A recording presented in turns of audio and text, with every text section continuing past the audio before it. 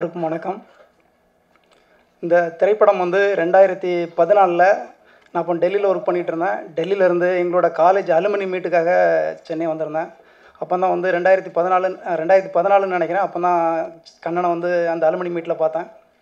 அப்போ வந்து சரி எல்லோரும் வந்து டிஸ்கஸ் பண்ணிகிட்டு இருந்தோம். நீங்கள் எங்கே ஒர்க் பண்ணுறீங்க, எல்லா நண்பர்களும் வந்திருந்தாங்க. கல்லூரியில் படித்த பழைய நண்பர்கள், எங்களோட சீனியர்கள், ஜூனியர்கள் எல்லோரும் வந்திருந்தாங்க. அந்த டைமில் எங்கள் பேட்சில் வந்து ஒரு 15 பேர்கிட்ட வந்திருந்தோம். அப்போ எல்லார்ட்டையும் கேட்கும்போது ஒவ்வொருத்தரும் இங்கே ஒர்க் பண்ணுறோம், ஃபாரினில் ஒர்க் பண்ணுறோம், டெல்லியில் இருக்கோம், பெங்களூரில் இருக்கோம் அப்படின்னு சொல்லிட்டு இருந்தாங்க. அப்போ கண்ணட்ட கேட்கும்போது தொடர்ந்து சினிமாவில் வந்து வாய்ப்பு தேடிக்கிட்டே இருக்கோம் அப்படின்னு சொல்லிட்டு இருந்தா அப்படி. அப்போ வந்து நாங்களாம் வந்து மொத்தமாக சேர்ந்து சரி கண்ணன் அடுத்தது என்ன பண்ணலாம் அப்படின்னு சொல்லும்போது கண்ணன் வந்து அப்போ தான் முதல் எங்கிட்ட கேட்டான். சரி ஒரு 80,000 இருந்துச்சுன்னா ஒரு ரெடி பண்ணி கொடுங்க, நான் வந்து ஒரு சின்ன குட்டி ட்ரெய்லர் மாதிரி நான் வந்து படத்துக்கு நான் ஒன்று ரெடி பண்ணி திரும்ப அதை வச்சு திரும்ப ப்ரொடியூசர்கிட்ட நான் வந்து வாய்ப்பு கேட்குறோம் அப்படின்ற மாதிரி சொன்னான். திரும்ப அந்த டைமில் ஒரு 10 பேர்கிட்ட சேர்ந்து ஒரு ஆளுக்கு ஒரு 5,000 10,000 அந்த மாதிரி கொடுத்து அந்த ட்ரெய்லர் எடுக்கிறதுக்கு அண்ணனுக்கு கொடுத்தோம். அதை வச்சு ஒரு ட்ரெய்லர் ஷூட் பண்ணிட்டு வந்து திரும்ப ப்ரொடக்ஷன் கம்பெனிலாம் ஏறி இறங்கி திரும்ப வாய்ப்பெலாம் நிறைய கேட்டிருக்கு அப்படி. ஆனால் யாருமே வாய்ப்பு கொடுக்கல. திரும்ப next alumni meet 2014-15 alumni meet அந்த டைமில் இல்லை அதுக்கு முன்னாலே வரும்போது யாருமே ப்ரொடக்ஷன்லேருந்து சப்போர்ட் பண்ணல. அப்படிங்கும்போது சரி நம்ம கம்பெனியோட நம்ம காலேஜ் அலுமினி பசங்க எல்லோரும் சேர்ந்து சரி கண்ணனுக்கு வந்து ஒரு ஆளுக்கு ஒரு 50,000 to 1,00,000 கொடுத்து நம்மளே படத்தை எடுத்துடலாம் அப்படின்னு சொல்லி டிசைட் பண்ணோம். அப்போ வந்து ஃபஸ்ட்டு இனிஷியலாக வந்து ஒரு வாட்ஸ்அப் குரூப் ஒன்று போட்டு எல்லார்ட்டையும் பணம் கேட்டோம். அதில் சரி ஓகே கண்ணன் எடுக்கிறேன் அப்படின்னோடனே எல்லாருமே ஓகே அப்படின்னு சொல்லி திரும்ப கண்ணோட கிளாஸ்மேட் எல்லாருமே அதில் ஜாயின் பண்ணிட்டோம். ஃபஸ்ட்டு இனிஷியலாக வந்து ஒரு ஸ்டோரி டிஸ்கஷனுக்காக ஃபஸ்ட்டு வழக்கமாக போவாங்க பொழுதுறது. அப்போ சரி அதுக்காக வந்து ஒரு 50,000 to 1,00,000 அந்த டைமில் கேட்ட அப்படி என்கிட்ட. அப்போ நான் டெல்லியில் இருந்தேன் ஆக்சுவலாக. சரி அதாவது எங்களுக்கு நான்லாம் வந்து ஆக்சுவலாக சினிமா படமே பார்க்க மாட்டேன். நான்லாம்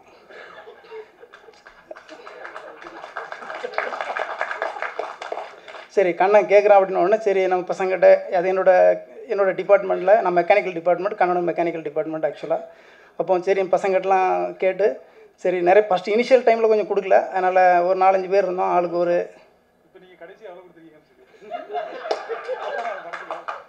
இல்லை ஓகே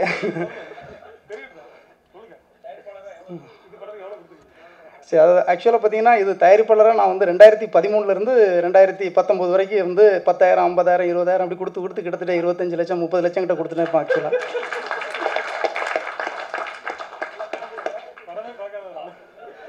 ஆமாம் அதுக்கப்புறம் என்னாச்சுன்னா சரி அப்போ ஃபஸ்ட்டு வந்து ஆளுக்கு ஒரு 20,000 30,000 போட்டு ஒரு 1 lakh கண்ணட்ட ஃபஸ்ட்டு கொடுத்தோம். அப்போ தான் வந்து அந்த ஸ்டோரி டிஸ்கஷனுக்காக அவங்க ஊர் பக்கத்தில் ஒரு 10 நாள் போயிட்டு வந்துட்டு அப்படி போயிட்டு வந்து திரும்ப அதுக்கப்புறம் ஃபஸ்ட்டு ஷெடியூலுக்கு வந்து ஒரு பட்ஜெட் வேணும் அப்படின்னு சொல்லிட்டு ஒரு 10-11 லட்சம் கேட்ட அப்படி.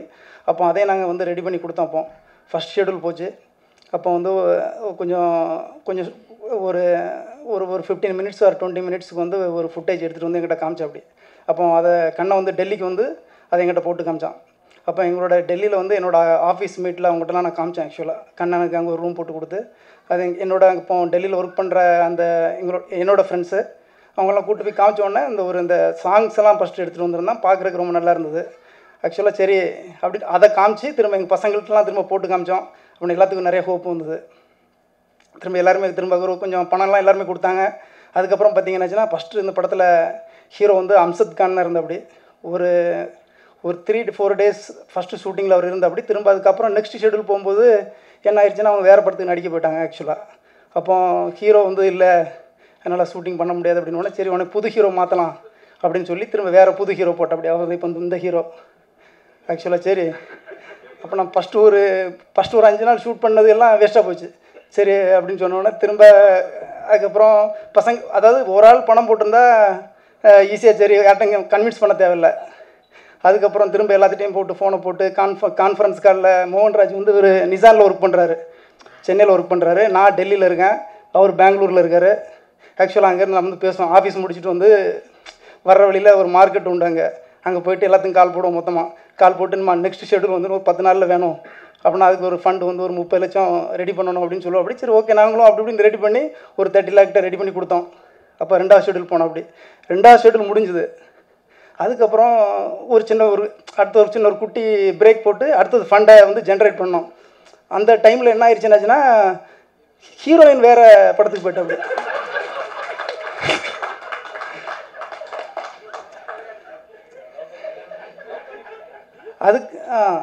அதுக்கப்புறம் பார்த்தீங்கன்னாச்சுன்னா கிட்டத்தட்ட ஷூட்டிங் வந்து ஒரு 20 days மேலே போயிடுச்சு. அப்போனா கிட்டத்தட்ட ஒரு இப்போ நாங்கள் கிட்டத்தட்ட அப்போ வந்து ஒரு 60-70 லட்சம் கிட்ட செலவு பண்ணிட்டோம். திரும்ப அதுக்கப்புறம் கேட்டாச்சுன்னா அடுத்த நெக்ஸ்ட் ஷெடியூல் யாரெல்லாம் அது கிட்டத்தட்ட ஒரு 1 month கேப். அதுக்கு அடுத்த ஷெடியூலுக்கு வந்து நாங்கள் ஃபண்ட்லாம் கலெக்ட் பண்ணிட்டு போகும்போது ஹீரோயின் வந்து இல்லை. சரி புது ஹீரோயின் தான், கொஞ்சம் பஞ்சாயத்துலாம் நடந்துச்சு. அது கிட்டத்தட்ட அப்போ அந்த பஞ்சாயத்து என்ன நடந்ததுலாம் எங்களுக்கு தெரியாது. ஆக்சுவலாக நாங்களாம் வேறு இடத்துல இருக்கோம், கண்ணன் எல்லாத்தையும் டீல் பண்ண அப்படியே. சரி கடைசியில் என்ன சொல்லிட்டேன் அப்படின்னா, சரி இந்த படம் வந்து ட்ராப் ஆயிரும், இனிமேல் வந்து பண்ண முடியாது அப்படின்ற மாதிரி சொல்லிட்டாங்க. சரி இருந்தாலும் சரி நம்ம ஒரு 50 பேர் 60 பேர்கிட்ட பைசா வாங்கியாச்சு, படத்தை நம்ம வந்து ரிலீஸ் பண்ணுறோமோ இல்லையோ படத்தை எப்படியாவது முடிச்சிடணும் முதல்ல அப்படின்னு சொல்லி கண்ணட்ட நான் சொன்னேன். ஆக்சுவலாக கண்ணட்ட மட்டும் இல்லாமல் இந்த ப்ரொடக்ஷன் உள்ள எல்லாத்தையும் சொன்னோம். திரும்ப ஓகே நம்ம இவ்வளோ நாள் எடுத்த படம் ஃபுல்லாக வேஸ்ட் ஆகிட்டோம் கூட பரவாயில்ல, திரும்ப நம்ம ஃப்ரெஷ்ஷாக வேறு ஒரு ஹீரோயினை போட்டு எடுத்துடலாம். அது ஆக்சுவலாக இந்த சினிமாவில் அந்த மாதிரி எடுக்க மாட்டாங்க பொழுது. ஒரு பாதி தூரம் வந்து யாரும் போயிட்டாங்கன்னாச்சுன்னா ப்ரொடியூசர் வந்து விட்டு போயிடுவாங்க பொழுது ஜென்ரலாக. இல்லை ஆக்சுவலாக அந்த ப்ரொடக்ஷனில் வந்து எங்களுக்கு தெரியாது எதுவுமே. அங்கே ப்ரொடக்ஷனில் வந்து எப்படி படம் எடுப்பாங்க, எப்படி என்னென்ன நடக்குங்கிற விஷயம் எங்களுக்கு யாருக்குமே தெரியாது, 50 பேருக்குமே தெரியாது. இப்போ நாங்கள் வந்து ஒவ்வொரு ஏரியாவில் இருந்து ஃபண்டு மட்டும் நாங்கள் வந்து கலெக்ட் பண்ணி கண்ணன்ட்ட கொடுத்துக்கிட்டே இருப்போம். கண்ணை வந்து பார்ப்போம், படம் எடுத்துக்கிட்டு இருப்போம். ஆக்சுவலாக ஸ்டேட்டஸ் மட்டும் கேட்டுக்குவோம். ஆனால் அதில் இன்ட்ரெஸ்ட்டாக இருக்கவங்க எல்லாருமே வந்து அப்பப்போ ஃபோன் பண்ணி கேட்டுக்குவாங்க, படம் என்ன கண்டிஷனில் இருக்குது. ஆனால் எடுத்ததெல்லாம் போட்டு காமிப்பான், ஃபுட்டேஜ் மட்டும் காமிப்பான், நல்ல பிரமாதமாக இருக்கும். ஃபஸ்ட்டு உள்ள ஹீரோயின் வந்து ரொம்ப நல்லா இருந்தது. நல்லா அது பார்க்குறதுக்கு வந்து பார்த்திங்கன்னா இல்லை நல்லா இருந்ததுன்னு அப்படி சொல்லு. அதான் என்ன சொல்கிறேன், அவரோட அவுட்புட்டு சொல்கிறேன் இருந்தது. திரும்ப அதுக்கப்புறம் எங்கள் பசங்கிட்ட 50 பேர்கிட்ட போட்டு காமிச்சோடனே சரி ஓகே இந்த ஹீரோயின் நல்லா இருக்குது, அதனால் இந்த ஹீரோயினே வந்து கண்டினியூஸாக படத்தில் நம்ம வந்து முடிச்சிடணும் எப்படியும் அப்படின்னு சொல்லிட்டு திரும்ப நாங்கள் வந்து டெல்லியிலேருந்து நானும் இங்கே சென்னையில் இந்த மோகன்ராஜ் அவரும் வந்து ஃபோன் பண்ணி அந்த ஹீரோயினே வந்து கண்டினியூ பண்ண வைக்கலான்னு சொல்லி நாங்கள் ஃபோன்லாம் பண்ணி கேட்டோம். அது கண்டிப்பாக முடியாதுன்ற மாதிரி ஆயிடுச்சு.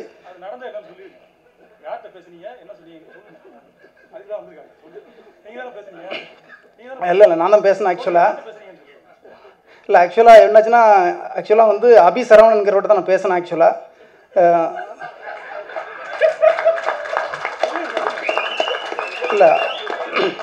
இல்லை அப்போ அந்த டைமில் வந்து அந்த ஹீரோயின் வந்து அப்போ அவர்கிட்ட தான் இருந்த அப்படி.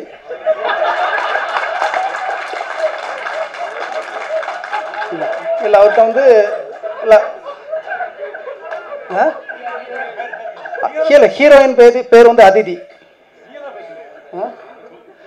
ஆமாம் இப்போ இல்லை அவங்ககிட்ட அப்போ வந்து என்ன சொன்னோம் அப்படின்னாச்சுன்னா சரி ஷூட்டிங் வந்து கிட்டத்தட்ட ஒரு 20 days முடிஞ்சு போச்சு, இப்போ வந்து நீங்கள் இந்த மாதிரி இப்போ நடிக்க வரல அப்படின்னாச்சுன்னா திரும்ப இப்போ நாங்கள் போட்ட பணம்லாம் வந்து வேஸ்ட்டு, நம்ம ஒரு ஆள் கூட ப்ரொடியூஸ் பண்ணல, 100 பேர்கிட்ட 50 பேருக்கு மேலே வாங்கியிருக்கோம் பைசாவை, அதனால் நீங்கள் வந்து பேலன்ஸ் படத்தை முடிச்சு கொடுத்துருங்க அப்படின்னு சொல்லி திரும்ப ரெக்வஸ்ட் பண்ணி கேட்டோம்.